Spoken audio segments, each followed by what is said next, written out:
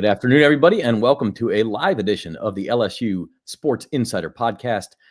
Live if you're watching on YouTube. Of course, if you're listening on Apple Podcasts or Spotify later, then we wish you a good Monday evening or Tuesday morning, whatever the case may be.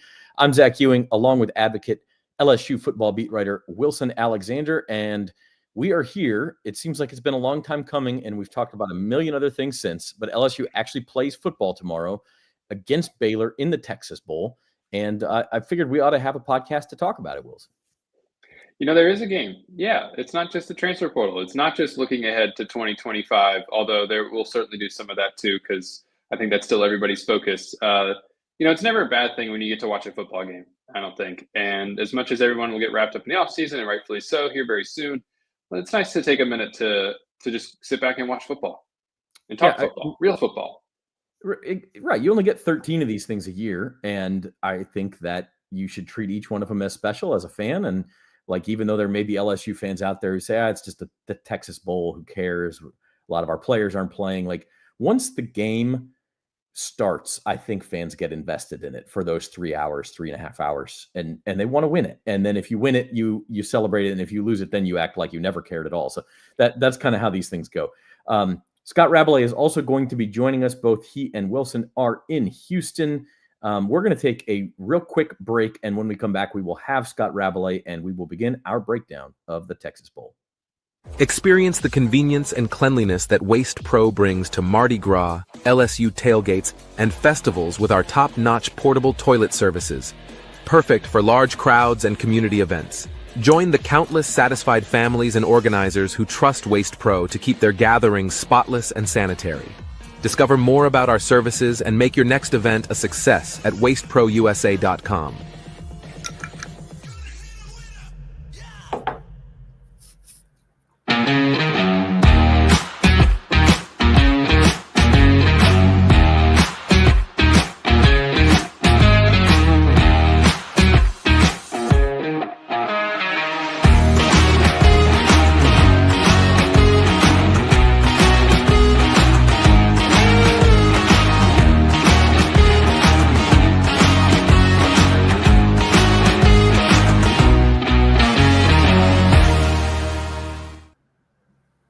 All right, welcome back. We welcome in Scott Rabalais, advocate, columnist, also joining us from Houston. And the Texas Bowl, if you didn't already know, it is at 2:30 p.m. on Tuesday in Houston on ESPN. It is ESPN's lead-in to the Fiesta Bowl that night, the college football playoff, which we're also going to talk about. I do want to let you know before we get started that today's show is brought to you by Waste Pro. Tiger fans, if you're planning a tailgate or event, keep your guests comfortable with portable toilets from Waste Pro. Call 225-744-6400 and mention the LSU Sports Insider for a special offer. Rab, welcome in. We were talking a little bit about this game. Just from an overarching perspective, LSU doesn't have a lot of the players it had in its first 12 games of the season. You have opt-outs, you have transfers, all that sort of thing. It's still a game, and I think if you lace them up, you still want to win the game. Yeah, I think we've seen that in the other non-CFP games. That the other bowls are out there. I was watching the end of the bowl game that Nebraska won, and they got a first down at the end of the game to salt the game away, and the offensive lineman's just pumping his fist. It's like they just won a championship or something like that. And of course the Pop-Tarts Bowl speaks for itself, right? Getting to eat the trophy that Iowa State got to do. Their game against Miami. So I hope LSU goes to that bowl game one day. I really, really do. But yeah, it's a game. They're all competitors. It's not the same level as what the teams in the playoff are competing for, right? We're talking here today about LSU and the Texas Bowl. We got guys, our staff who are covering Sugar Bowl Media Day in New Orleans for the quarterfinal in the playoff between Georgia and Notre Dame. But they're still competitors at the end of the day. You still want to win, and it can still benefit your program to win. LSU was able to point to the fact that the last 2 years, we won 10 games. Hey, we won 10 games. This year, hey, we won 9 games if they win. That's what the winner will be able to say. So there's meaning there, and trying to move the program forward. But it's thrown into stark relief, right? The fact that LSU is playing in NRG Stadium in Houston, which is where the national championship game was in January, when Michigan beat Washington, and now they're playing this as I described to Wilson, an off Broadway game. That's Broadway. This is local theater. This is not quite the same thing, but it can have meaning to win, and it certainly can benefit your program just to be here and to try to move it forward and be in the playoff next year, not be back here. That's the goal. Yeah, so that's what's at stake, and for Baylor, I mean, we can talk about this too, but Baylor finished the season on a long winning streak, and they're going to be pumped up and ready to go. And so if you're not, you don't certainly want to get embarrassed in your bowl game. So we're going to see the teams play hard. I did want to mention the betting line. This is our sports betting segment. It is proudly sponsored by the Queen of Baton Rouge. Experience the thrill of game day at 1717 Kitchen and Cocktails, your premier destination for elevated sports entertainment. And the betting line has just moved continuously in Baylor's favor. And it's now 4 points, Baylor by 4, over under a 59.5. And I think, Wilson, I don't know, the motivation is part of it. Baylor's a young team. I don't know that they expected to make a bowl game, certainly not halfway through the year, had to finish on a long winning streak. They also have fewer opt-outs than LSU. So when you take away a couple of LSU starting offensive linemen, a couple of their receivers, which we'll talk about, and a couple of their defenders, that changes the equation too. Yeah, this isn't the same LSU team that we saw in the regular season finale against Oklahoma, especially on the offensive side. And I think that's why when you're getting into sort of game predictions and betting lines and stuff like that, and who you think is going to win the game, it's easier to pick Baylor. I mean, just logically, they have more of their team back. And they also ended the year on a 6-game winning streak. And then now most of those players anyway, are coming right into this game as well. And so LSU has more question marks around who's playing. And so that makes a lot of sense that Baylor would be the favorite in this game. And I guess we'll get into game picks later, but it matches up closely with, I think, what a lot of our staff picked, how this game might go. Not that LSU can't keep it close, keep it competitive, maybe even win, but there's just more question marks that LSU has to answer going into this game. Yeah, I won't spoil any of the picks at the end, except to say that all three of us did not pick the same winner. So you'll have to stay tuned to see who picked what. In the meantime, Tiger fans, you can catch all the sports action at the Queen Casino's DraftKings Sportsbook and 1717 Kitchen and Cocktails. With top-notch screens and live betting, it's the ultimate spot to watch your favorite teams and enjoy a cold brew or a signature cocktail. The Queen Casino is the only land-based casino in Baton Rouge and your go-to for game day or any day. So if you're not going to Houston, check it out at the Queen Casino there in Baton Rouge. Before we begin our game breakdown, I did want to make a quick mention of, you mentioned at the top, Wilson, the transfer portal still humming. And the big news this week for LSU also, they found out that they're getting Harold Perkins back, who I don't know that that's totally expected, but he had the Achilles injury. He lost this season. He wants to come back. ACL. I'm sorry, ACL injury. And probably better than an Achilles. And he will be back to run it back one more year as a Tiger and try to improve that draft stock. Yeah, absolutely. This was big for LSU. It was something that was kind of building behind the scenes, building behind the scenes over the past maybe even month or so, and then especially intensifying the recent weeks, that he was going to be coming back. And really this whole week, it was just sort of waiting on when is he going to make the announcement. That was what was expected to happen. Everyone was just waiting on him to kind of finally sort of finalize that. And this is a big, thing for LSU. You get Garrett Nussmeier back and you get Harold Perkins back. And they obviously would have loved for Emory Jones or Mason Taylor to return as well. They tried, they made that pitch to them. And Emory in particular would have been great for this team if he had returned. But you at least now get Harold and you get Garrett Nussmeier coming back, some of your draft eligible guys. And Harold is someone who we know is one of the most athletic players in the country. It's just a matter of maximizing that. He's got to do some things better next season. Tackling is one of them. He hadn't gotten off to a great start this season. He's also got to figure out the best place to put him. It's going to be interesting. Does he play the star? Does he play off-ball linebacker again? Does he use more of an edge rusher like he kind of was as a freshman? Those are all going to be questions going into the offseason, and tried to get an answer out of Brian Kelly on some of that to see if he would confirm some things that we've been hearing the other day. And he wouldn't discuss specifics, but he said that Harold has a role in mind and that that the staff is in line with what that's going to be. From as a motivation factor, we haven't heard from Harold yet as to why he felt like this was the right thing to do, but we know that he wasn't going to be a first round pick, and that in this day and age with NIL and revenue sharing, LSU was able to make this appealing financially, and comparable enough financially for him to wait on the NFL, come back, try to rebuild that stock into being a first-round pick. That'll be his goal, and then get a really nice payday going into the NFL and maybe set himself up, because there was still questions in the NFL about what is his position exactly, and he's coming off this injury. How much would he have been able to do in the pre-draft process? So you can see why it would have made sense for him to return like he did. Yeah, 100%. And then the offensive lineman that LSU added, that is Josh Thompson, starting right tackle, I believe, at Northwestern, has 1 year left, kind of a plug-and-play option there.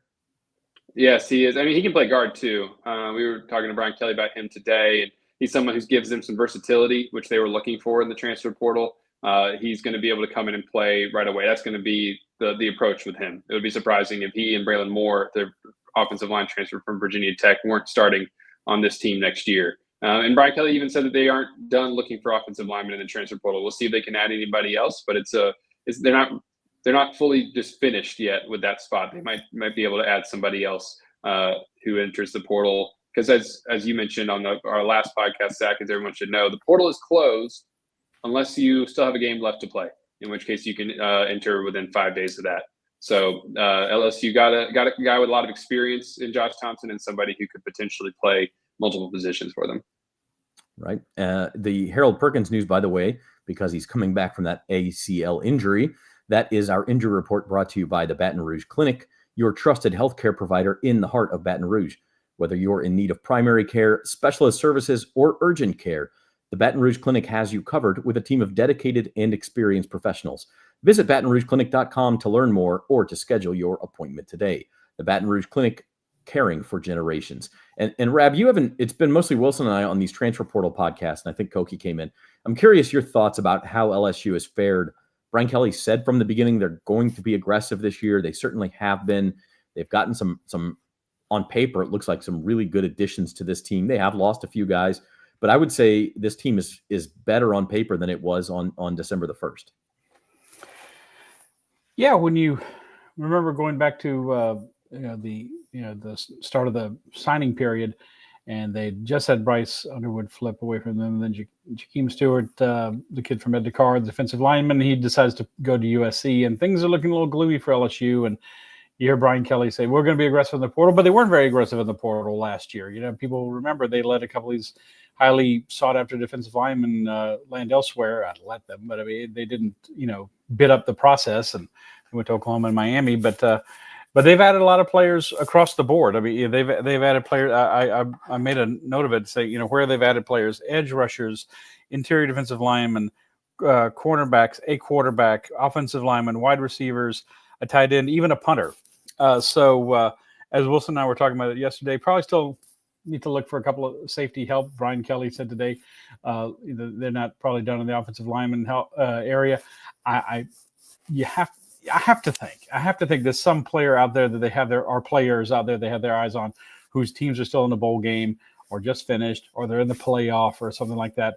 And yes, you're going to see people enter the portal from these playoff programs. We already saw that, with teams like Tennessee, right before they played, they had someone go in the portal. So it's going to happen.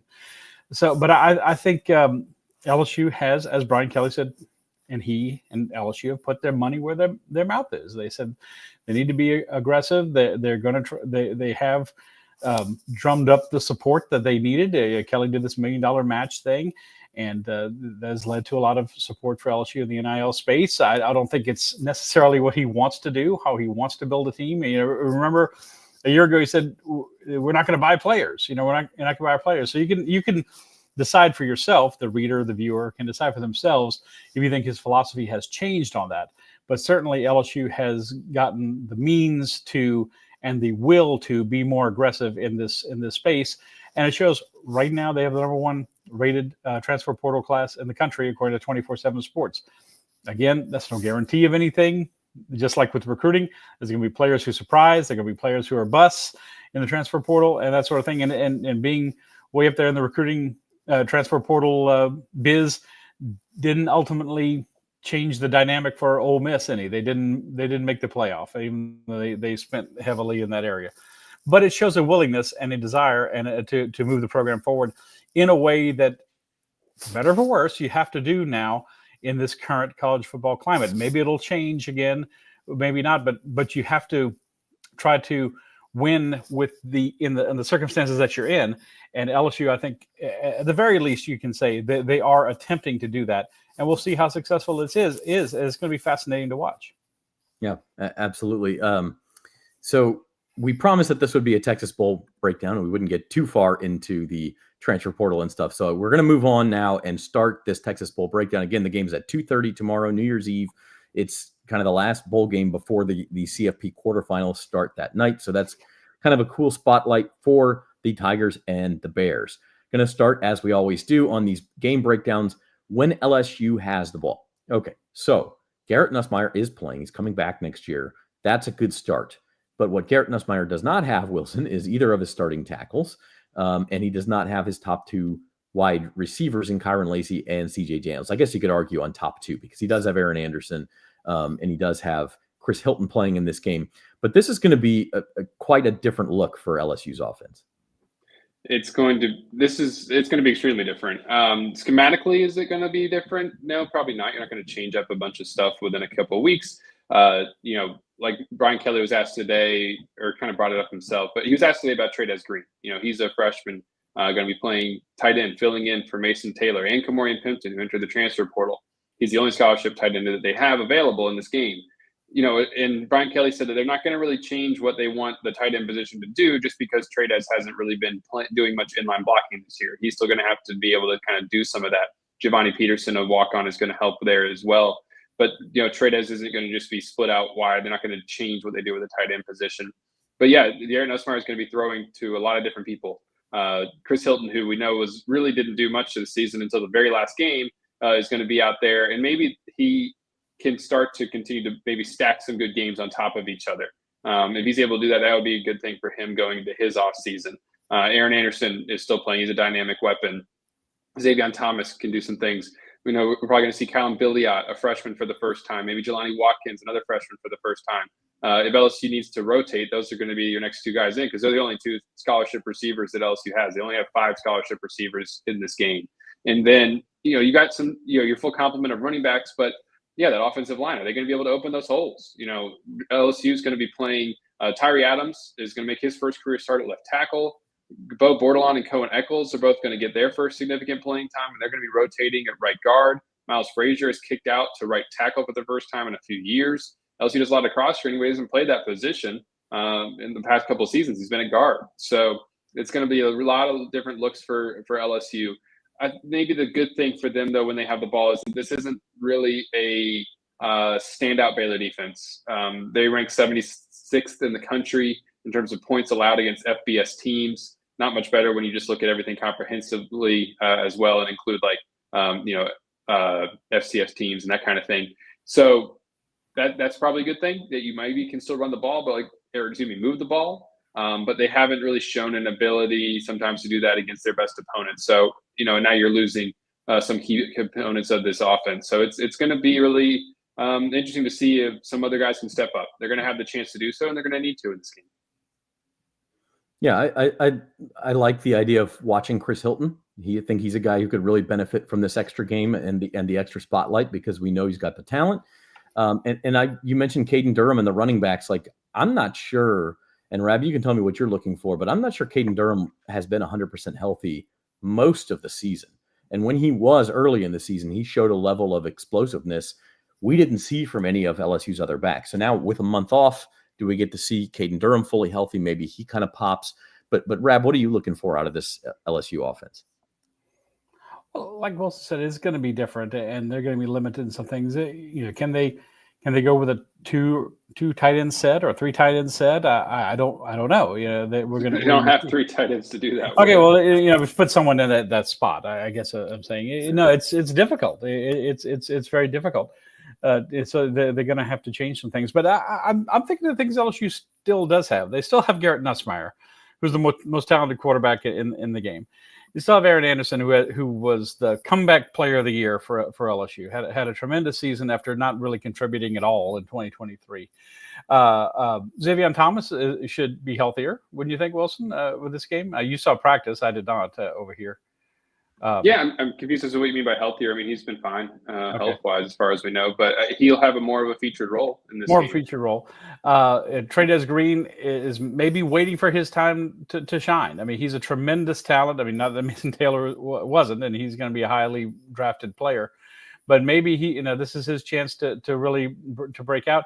And then to what you said, Zach, Caden Durham, he's played a lot of the season with these injured toes and with like a plate in his shoe and everything, and still rushed for almost 700 yards. I think we see the Caden Durham closer to what we saw early in the season. This game that he's had some chance to rest and recuperate, and what a gamer he's been. I don't think any of us really fully appreciate what a gamer he has been this year. So I think of those things. Yeah, the offensive line is. It's almost like you're rolling a bunch of dice in Yahtzee and you see what numbers come up. That's kind of what they're doing with the offensive line. But it's so that's a concern. That's a question mark. And keeping Nussmeier upright is a big issue.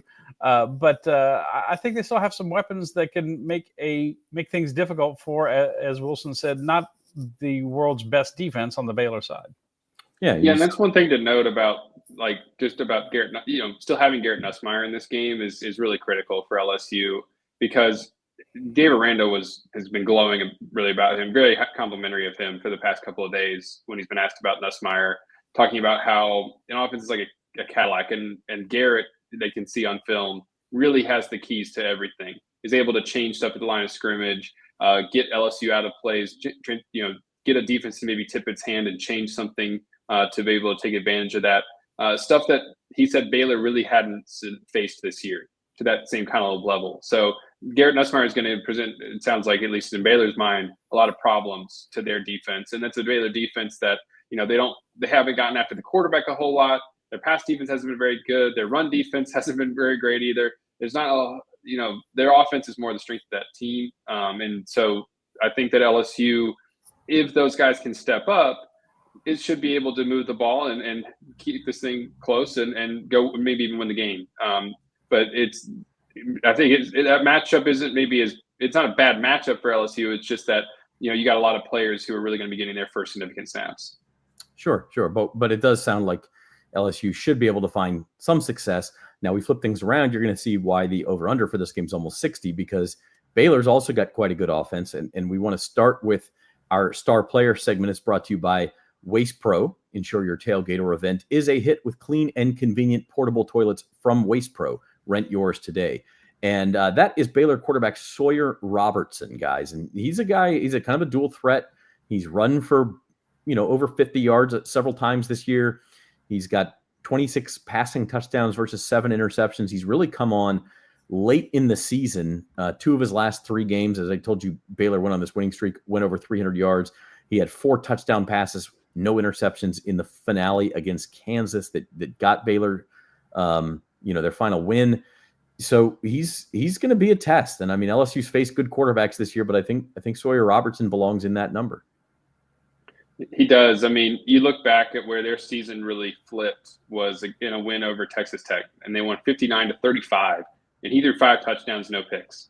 During that winning streak, there was only 2 games in which he threw an interception. Oddly enough, he threw 3 in a win over Houston. And so if LSU can get him to maybe turn the ball over some, then that certainly helps. But he hasn't really been prone to doing that in most of their games this season. He's done a nice job of protecting the football. And Baylor, I mean, they rank 19th in the country in scoring offense. LSU, by comparison, at the moment ranks, let me pull it up real quick. I just had it, 54th.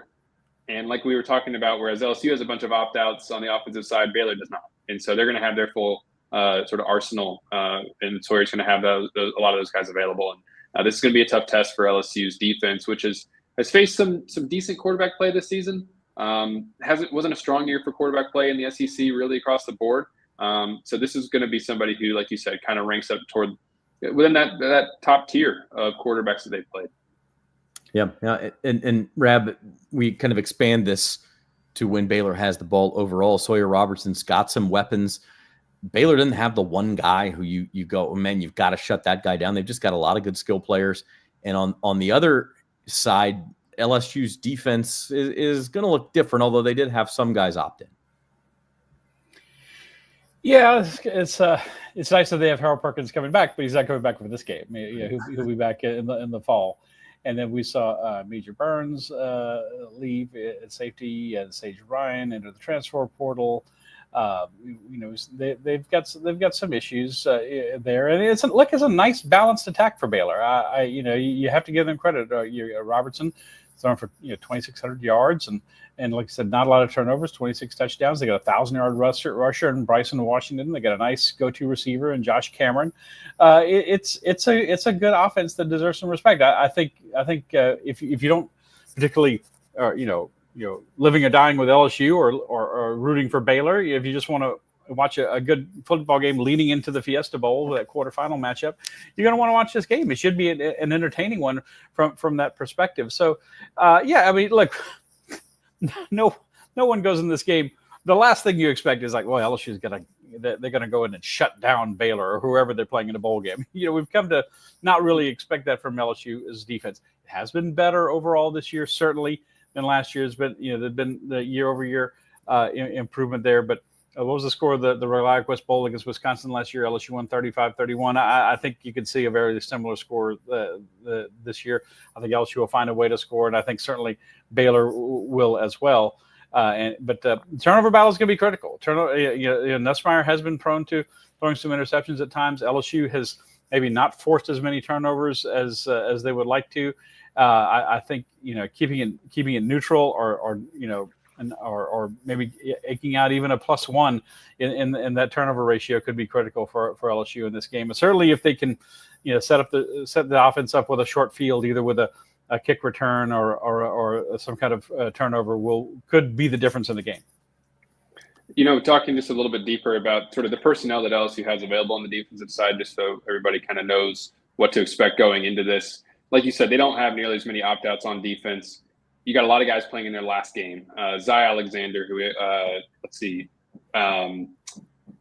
Gio Paez, Parrish Shand, Braden Swinson, Savion Jones, Greg Penn. These are all seniors who are going out with one more game on the defensive side. So that helps. I mean, the edge pressure that LSU was able to create this year should still be there because you have Braden Swinson and Savion Jones, and that should help. The change is really in the secondary, and gauging LSU fans on Twitter, how they respond to anything you say about Major Burns or Sage Ryan, they're probably very happy that LSU is going to be different, have a different look at safety.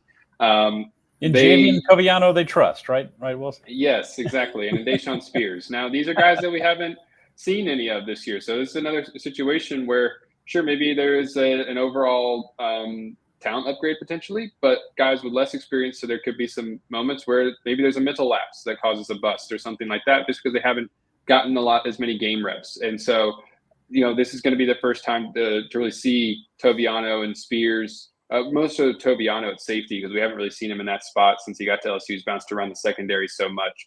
That's probably going to be the most interesting thing to watch defensively is how those two look in their sort of first extended playing time in a while. Spears got some earlier this year, but it's been a while since he was really on the field. So those two are going to get quite a bit of playing time at safety, and that's really the main change in LSU's defense. Your Honor, I have a question for Wilson as well. Because of that inexperience, and because maybe you need to gamble a little bit, do you think we might see Blake Baker, who's we say he likes to blitz? You think he might throw a little caution to the wind and try to send somebody, one of those guys? Like I said, maybe they're not going to help you. Maybe they're not going to help you that much, or there might be a bust anyway. So you might as well take a little gamble and send them on a blitz or something like that, or try to overload the Baylor line in some ways.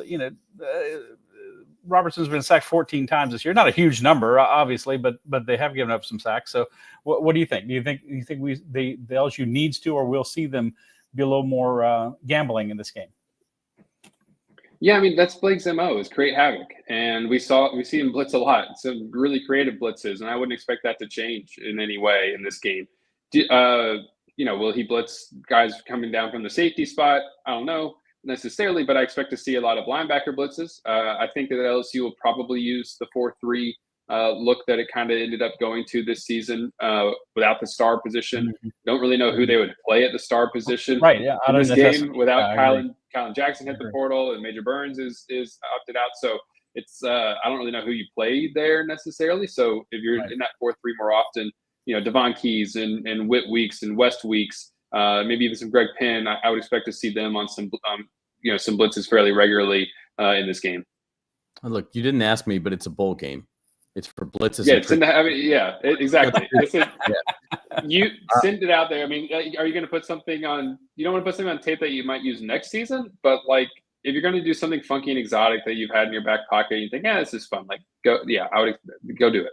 If I'm John Doe who lives in Texas or Ohio or Pennsylvania, and I come home from work on New Year's Eve and I crack open my first New Year's Eve beer and I turn on the Texas Bowl, I want to see some blitzes and some trick plays. All right, I don't need caution. So that's my answer. I mean, hey, remember LSU in the last time we played in the Texas Bowl ended the game on a trick play that resulted in an 81-yard touchdown to Chris Hilton, actually. Call back right there from John Trey Kirkland playing quarterback, and so yeah, why not? The whole game was a trick play for LSU. Yeah, that's true. But I was talking to John Trey about it recently. Jake Peets, the offensive coordinator at the time, was basically like, "It's the last play of the game. Why the hell not? Let's run this thing that we've been practicing for a couple of weeks." Look, you should read Wilson's story. And on that note, check out theadvocate.com/LSU for all of our coverage of the Texas Bowl and the transfer portal and Harold Perkins and everything else. And while you're helping us out, you can hit the like button either on Facebook or YouTube as you're watching. Also, make sure you're subscribed to the LSU Sports at NOLA.com YouTube channel. That's where we post all of our practice videos, podcasts, quick reaction, all of that stuff. That's where it goes up first. So make sure you subscribe to that channel. All right, guys, we're going to take our last break. And when we come back, we're going to run through our CFP predictions, our keys to the game for this one, and finally our LSU Baylor picks right after this. Experience the convenience and cleanliness that Waste Pro brings to Mardi Gras, LSU tailgates, and festivals with our top-notch portable toilet services. Perfect for large crowds and community events. Join the countless satisfied families and organizers who trust Waste Pro to keep their gatherings spotless and sanitary.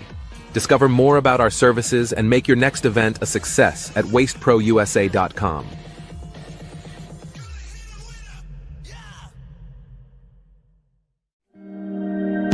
You know how far I've gone, now I'm home again.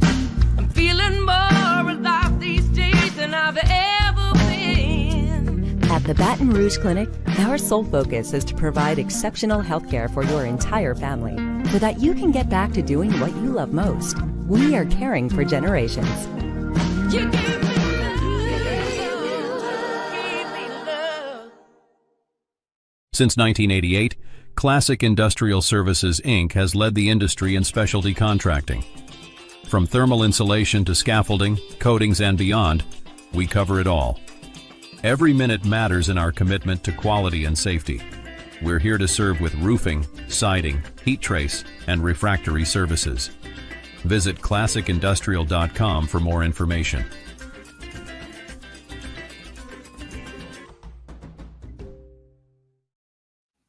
Okay, welcome back to the LSU Sports Insider podcast.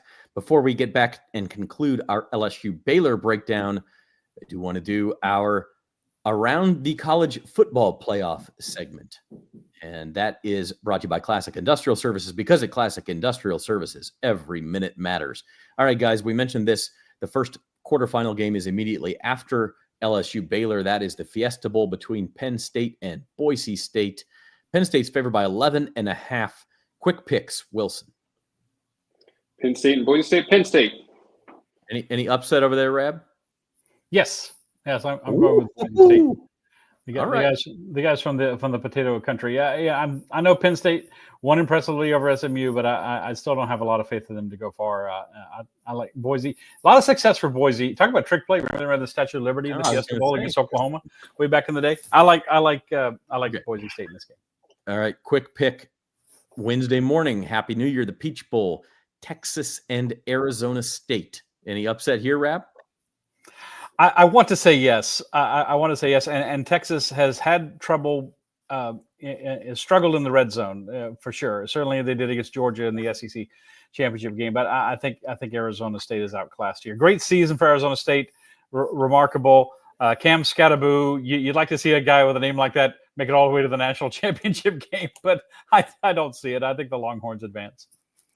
Apologies to our colleague Koki Riley, an Arizona State graduate, but forks down, horns up. Horns up. Texas is going to win. Horns Okay. up, forks down. Yes. Texas lost the SEC championship in Atlanta. We're saying they win the Peach Bowl there. I do actually think that's going to be a close game, but I can't pick against Texas. And actually, I believe the same thing about the Fiesta, but still picking the favorites. Okay, Oregon and Ohio State. This is the Rose Bowl national championship caliber game, but it comes in a quarterfinal. This is the one that leads everybody to say, that trophy's pointing right at my chin. I feel threatened. Sorry. Oregon, Ohio State. This will lead to some reseeding. Who have you got, Wilson? I don't know why, but just all of a sudden, as we started going into this, I was like, I think Ohio State's going to win. I thought that Ohio State coming into the year was going to win the national championship after everything they loaded up on with the transfer portal and the way that team was. And, there was a really close game at Oregon. Now you got a neutral site field. The way they looked against Tennessee, I'll go with the Buckeyes. Yeah, I'm with you. There's a reason Ohio State's favored in this game. I think they get some revenge. How about you, Rab? I'd like to be contrarian and provide a different opinion, but I think with all the pressure Ohio State, maybe people were saying it would be better if Ohio State played Tennessee on the road. There was so much pressure after they lost to Michigan, and there was so much disappointment, and they played great. I mean, that was supposed to be the best of the first round games, and they just blew Tennessee's doors off. I was very impressed with how they played. I think the fact that they have a game under their belt, and Oregon is coming in a little colder, you might say, because they've been off longer, I think plays to Ohio State's advantage. And it was only a 1 point game in Eugene, and if not for a time management blunder, by Will Howard, or Ohio State might have won that game. So I like the Buckeyes. All right, and Rab, finally, supposed to be quick picks, but go ahead. these are. I know. I'm sorry. I'll be quick for the next one. The upset will be if Rab actually is quick. Okay, the Sugar Bowl down the road in New Orleans. The final playoff quarterfinal is Notre Dame and Georgia, a headliner of a Sugar Bowl. Georgia's favored by a couple of points. No Carson Beck. Rab, what say you? I'm afraid the clock strikes midnight for Gunnar Stockton, the Georgia quarterback. I think Notre Dame. I've liked them the whole time. Notre Dame moves on. Wilson? Well done, keeping it short and sweet there, Rab. I also picking Notre Dame. That Notre Dame defense looks pretty great, even though they will be without Mills, their star defensive tackle. The way just Georgia having a backup quarterback being your first career start in this game is a tough spot to be in. So I'm going with the Irish. That is true, and I hate to be the one who picks all favorites, but I'm disagreeing. I'm taking Georgia to win this one. Notre Dame hasn't faced a team anything like Georgia all year long, even with Gunnar Stockton in there. There you go. So I'm going to take the Bulldogs in that one. All right, that's our Around the CFP segment. It's brought to you by Classic Industrial Services, proudly serving Louisiana and the entire United States. From large capital projects to commercial projects or your small quick response needs, Classic Industrial is your go-to for quality and safety. They're not just about business, they're a proud community partner supporting local initiatives and helping build a stronger Baton Rouge. Because at Classic Industrial Services, every minute matters. All right, moving on back to the Texas Bowl. Keys to the game. This is brought to you by Associated Grocers. LSU's won 2 bowl games in a row. They've won both of their bowl games under Brian Kelly. Wilson, what do they have to do to make it 3? Well, they got to be able to give Garrett Nussmeier enough time with the offensive line. This new group that we're looking at up front. That's probably the top key. The other one I would say is force a turnover. I'm glad that Rab mentioned that earlier because that's definitely going to be important here.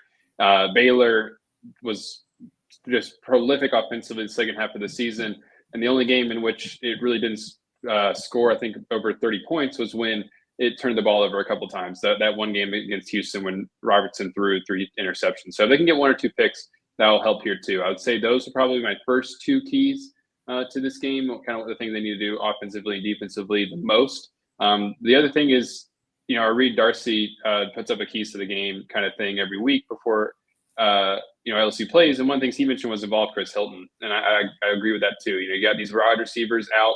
Chris Hilton is somebody who we saw flash there in that regular season finale against Oklahoma. If he's able to stretch the field vertically like he did in that game, and LSU can do a lot offensively if it has that deep threat connection with him and Nussmeier. So I think that one's a good one too. Scott, what you got? Another again, a tip of the hat to Reed Darcy. Another key, he found that Sawyer Robertson has only been pressured about a quarter of the time on his dropbacks this season. So LSU's got to bring much more pressure than that. They got to bring the blitzes and the pressure and the stunts more often than that against him. Try to disrupt that Baylor passing game. And again, I go back to I just think Caden Durham is going to be the Caden Durham we saw earlier this season, and he can create yards. Yeah, obviously every running back needs holes to run through and everything, but he can create yards and be patient, and he can sidestep people and then accelerate again so quickly. He's a tremendous running back. And I think even with a makeshift offensive line, he can still do some damage. And if LSU can have a little more balance, yes, Chris Hilton, stretch the defense with Chris Hilton going deep. Obviously, that's a must for LSU no matter what. But I think trying to strike a little more balance and not make it all on Nussmeier. Otherwise, Baylor can just come at him and try to sack him all 6 times, and then that's going to be the end of LSU's chances in this bowl game. So get some balance in there with Caden Durham and Josh Williams. Let's not forget about Josh Williams, the senior, playing his last game in his hometown of Houston. Highly motivated to play well in this game, wearing the number 18, all that stuff. But I think LSU's got to strike more of a balance with their offense. All right. I like all of those that you guys mentioned. So I'm just going to say, run a trick play and hit it. That's my key to the game. Let's do it. And look out for trick plays on the other side, because you get these guys practice for this game for 3 weeks. They're going to draw some stuff up. You got to be ready for it. So is LSU going Wildcat this year at all, Wilson? I'm trying to remember. No. Who could do it? Jawan Johnson could do it. He played quarterback in high school. Oh yeah, that would be fun. I'm so hoping for that. In honor, he's got a brace on his hand, though. So I don't know if he could. I don't know if he could throw a pass if needed. You'd really throw him for a loop if you had the guy with the brace on his hand throw a pass. He's not doing anything. Oh, look at it go. Yeah. Tiger fans, Associated Grocers is hiring. Join a team committed to the success of independent retail grocers. Apply today at Associated Grocers and be part of something great. Okay, it is time for our predictions. If you're watching on YouTube, watching on Facebook, listening on Apple Podcasts or Spotify, we want you to leave your pick in the comments. But if you happen to be listening to this after the game, well, you can put the final score down. We'll know you're cheating, though. It's okay. So we're going to give our predictions. You can leave them in the comments. I will start, guys, based on the order that we're on the screen. And as we've been talking, I've been feeling more optimistic about LSU's chances, but I'm going to stick with my original pick, which is 31-24 Baylor. I truly believe that in bowl season, a lot of it comes down to who's got that extra edge and the extra juice. And sometimes you just see the team come out a little bit faster, a little bit harder, and all of a sudden they're up 10-0 or 14-0 before you can blink. That may be the case here. And even though I think LSU's competitive and gets into the game, I'm taking the Bears 31-24. How about you, Wilson? I'm also picking Baylor. I don't think LSU's going to have any trouble with the motivation factor just being around them this week. They seem loose and excited to play a game. Everybody who's here, I think, is ready for that. It's just more of all those questions offensively. Like I said, you're picking the game, and it's hard to know what else you can do. So, yeah, I've got, as I showed now there on the screen now, Baylor 30, LSU 27. Just that I don't know that LSU is going to be able to fully take advantage of that Baylor defense. And I could end up being, I think the score might end up actually creeping higher into the 30s. Like I feel like maybe ends up being more like Baylor 33, LSU 30 kind of thing upon reevaluation, just talking about Baylor's defense, kind of talked myself out of the score, but I still think Baylor wins by like a field goal. All right, fair enough. Have we kept records of predictions? We need to add that to the list for next year. We need to track. I'm not for that at all. On our Saints podcast, Rod Walker's 14-2 in Saints picks. Is he really? Got to shout out Rod. I'm like 12-4 and I'm buried. Anyway. Well, if you pick against the Saints, Zach, every week, true. You're probably going to do okay. Pretty easy the last few weeks. That is actually. All right, Scott. I think I spoiled this early in the show by saying we didn't all pick the same thing. But what have you got? I changed my mind. No, I picked LSU 34-29. Like I said, I think the weapons LSU has in this game is enough to do the job. Garrett Nussmeier throwing to Aaron Anderson and Chris Hilton and Caden Durham and Josh Williams running the ball and maybe a trick play or two. And the defense, is more intact. I know the offensive line is a problem, and it definitely is. But LSU's they got to have thought of some ways to try to counteract that. So I think overall LSU still has more skilled players, maybe not more skilled players, but more skilled players than Baylor does, and I think they will prevail in what should be an entertaining bowl game. I'm looking forward to it. Should be a lot more entertaining than the last 2 times they played in bowls, which was 14-7 here in the Bluebonnet Bowl in 1963, and 21-7 in the Liberty Bowl, which I was at in 1985. It froze my buns off. I don't know if I've ever been so cold as that in Memphis that night. And LSU did not want to play that time, but I think they come to play. Oops, hit my computer here. They come to play, and they want to play, and they pull off what is now little bit of an upset. Here's my quick question, though. How is Baylor going to get to 29? Do you have them getting like a safety? Are they going to miss an extra point? It's not a score that you see very much. Are they? I know. I just like. How are we getting to 29? I just like picking these odd scores. Yeah, let's see. 23. It finds a way to kick a bunch of field goals. Yeah. You kick a bunch of field goals. Yeah, they have to settle. They kind of bog down in the red zone against LSU time and again. A sack here, a penalty there. And they kick a bunch of field goals. So I got this. You need 5 field goals? I've got an idea. It's 34-27 LSU. They get the ball back. They stop Baylor on 4th and goal at their own 2-yard line, and then to kill the clock, they take a safety to end the game. 34. There you go. That's what I'm thinking. By the way, Koki and Reed, our other 2 LSU Sports Insiders, picked the exact same score, and it's very close to Wilson's score. They both picked Baylor 31-28. So if you're into like betting exact scores, you want to have some New Year's Eve fun. Just saying, we have got a 30-27 and 2 31-28s. We're all, which probably means we're too much groupthink. Yeah, that probably means this will be 28-3 or something crazy. Wilson's asked me about my score. I've covered LSU since 1992. I've gotten the score of an LSU game exactly right one time. One time. So I might as well pick some odd number. Right? It was an LSU Auburn game. I can't remember exactly, but I was like, after the game, I was like, dang, I was exactly right. I've been pretty close a lot this year. I don't know what my record is on the season, but I've been pretty close, on the point spreads and who's going to win and who's going to lose over the year. I'd like to go back. I would like to go back. Let's count next year. We'll keep standings. We're absolutely take it on. Competition is fun. All right.